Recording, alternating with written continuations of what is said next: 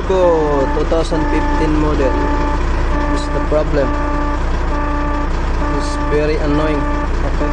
Stop vehicle track brake failure. Okay. Tanan atong yang code sa trouble code. Okay. So karon tanan ato yang trouble code dire ta gamitin na po. Ato ta sa maintenance. Okay, maintenance. Okay na to. Ato ta sa blue sticks. Okay. Okay.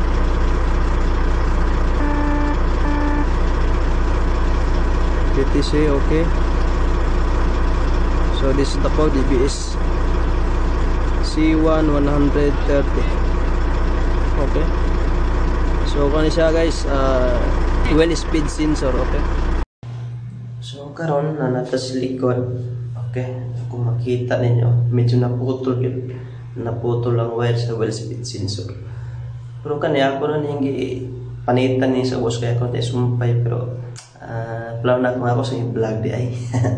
So kani nga sa kinanggi kani biyahe pag uli mo na problema ako kabalo ko sa nahitabo ni pag-atras siguro. So ato sa sumpay testing na ito mawabang tingog. So karon medyo nasumpay na nato.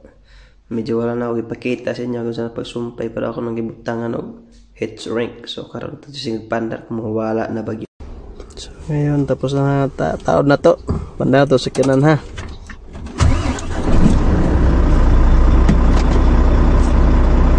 Wala na ikuan. Tapos na to sa trouble code.